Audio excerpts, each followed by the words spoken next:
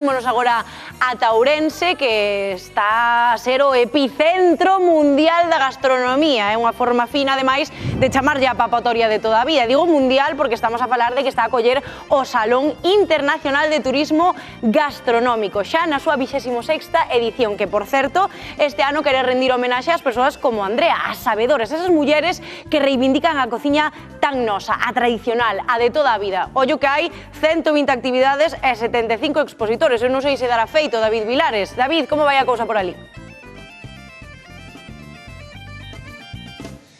Home, a ver, afortunadamente, moi boas tardes, primeiro, se darei feito, menos mal que non depende de min que se dé feito ou non, depende de xente como Begoña que temos aquí con nós. Begoña, non te poñes nerviosa diante da cámara, por favor? Non intentarei, Por favor, Chupido, que andamos aquí, vin que andabas aí a voltas co prato, nunca mellor dito.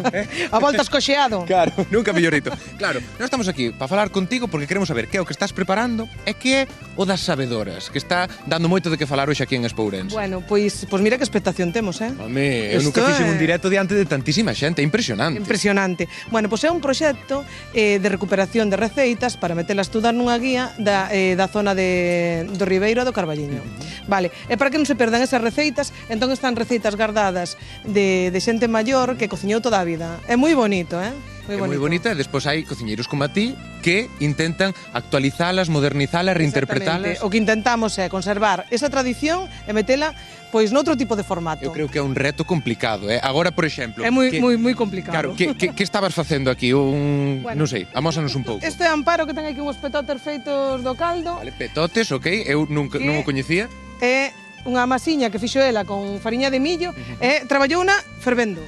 Vale. Cuidado, Pois, a ver, aí temos os petotes, pero claro, eu teño aquí a miña dereita a dúas sabedoras que a min gustaríame que todo o mundo coñecese, como son Ausi, moi boas Ausi. Hola, vos. E aquí temos tamén a Elena, moi boas. Hola. Elena. Hola, buenas. Vos sodes dúas das sabedoras que viñeron aquí, non? Sí. Que vos parece? Dicen, eu veo por bin. Claro, que vos parece todo isto da reinterpretación dos pratos típicos de antes? Impresionante, me parece muy buena idea. Sí. Maravilloso, porque la comida de ahora no es para todos los gustos. Non?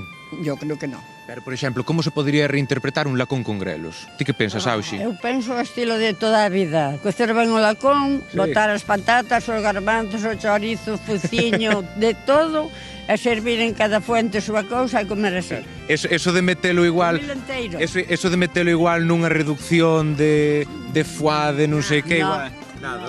Eso no es nuestro. Vale, vemos que logo os novos cociñeiros teñen moito reto por diante para convencervos a sabedora.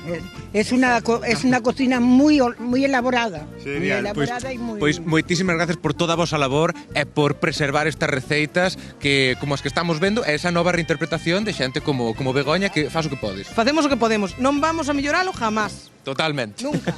Pero facemos o que podemos. Total. Para que mellorar algo cando xa é inmellorable? É que non hai necesidade. Non hai necesidade ninguna.